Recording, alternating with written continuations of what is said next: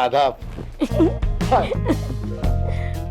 हिलनी जुलनी तो सारी मैं वशे हाथ ली है। ਤੁਸੀਂ ਇੰਨੀ ਦੇਰ ਨਾਲ ਕਿਉਂ ਆਏ ਹੋ? ਉਹ ਮੈਂ ਟੰਟਾਂ ਵਾਲੇ ਦੇ ਥੱਲੇ ਬਰਤਨ ਪੂਰੇ ਕਰਾ ਰਿਹਾ ਸਾਂ, ਉਹ ਫਿਰ ਵੀ 3 ਜੱਗ 5 ਪਰਾਤਾਂ 6 ਗਲਾਸ ਫਿਰ ਵੀ ਘਟ ਗਏ ਨੇ। ਚਲੋ ਉਹ ਮੈਂ ਕਿਹਾ ਸਵੇਰੇ ਪੂਰੇ ਕਰਾ ਦੇਂਗੇ। ਅੱਛਾ ਜੀ। ਅਗਰ ਇਜਾਜ਼ਤ ਹੋਵੇ ਤੇ ਸ਼ਟਰ ਚੁੱਕਦੇ ਆ।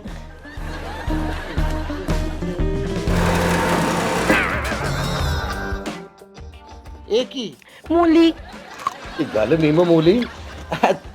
ਤੁਸੀਂ ਖਾਣਾ ਨਹੀਂ ਖਾਦਾ? ਜੀ ਖਾਦਾ ਹੈ, ਇਹ ਪਏ ਨੇ ਬਰਤਨ। ਅੱਛਾ ਅੱਛਾ ਅੱਛਾ, ਮੇਰੇ ਖਿਆਲ ਜਿੰਨੀਆਂ ਔਰਤਾਂ ਸ਼ਾਦੀ ਤੇ ਆਈਆਂ ਨੇ ਉਹਨਾਂ ਨੇ ਤੁਹਾਡੇ ਨਾਲ ਮਿਲ ਕੇ ਖਾਣਾ ਖਾਦਾ ਹੈ। ਨਹੀਂ ਜੀ, ਮੈਂ ਕੱਲੀ ਨੇ ਖਾਦਾ ਹੈ। ਮੈਂ ਕਿਹਾ ਜੀ ਫੱਕੀ ਮਿਲ ਜਾਏਗੀ। ਉਹ ਕੀ ਕਰ ਰਹੀ? ਜੀ ਪੱਕਾ ਮਾਰਨਾ ਹੈ।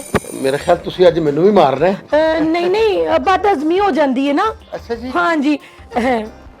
ਮੈਂ ਕਿਹਾ ਜੀ ਹਾਂਜੀ ਭਾਜੀ। ਕੋਈ ਪਿਆਰ ਭਰੀਆਂ ਗੱਲਾਂ ਤੇ ਕਰ ਲੋ। ਮੇਰੀ ਗੱਲ ਸੁਣੋ। ਹਾਂਜੀ। ਤਾਲਾ ਤੇ ਲਾ ਲਓ। ਹਾਂ ਹਾਂ ਤਾਲਾ ਲਾ ਫਿਰ। ਹਾਂਜੀ। ਹੁਣੇ ਆ।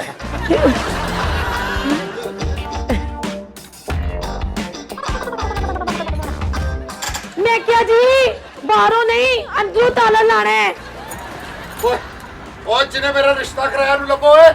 ਮੈਂ ਉਹਨੂੰ ਕਿਹਾ ਸੀ ਮੈਨੂੰ ਬੀਵੀ ਚਾਹੀਦੀ ਹੈ, ਉਹਨੇ ਮੈਨੂੰ ਸੜਕਾਂ ਤੋੜਨ ਵਾਲੀ ਗੱਡੀ ਲੈਤੀ ਹੈ।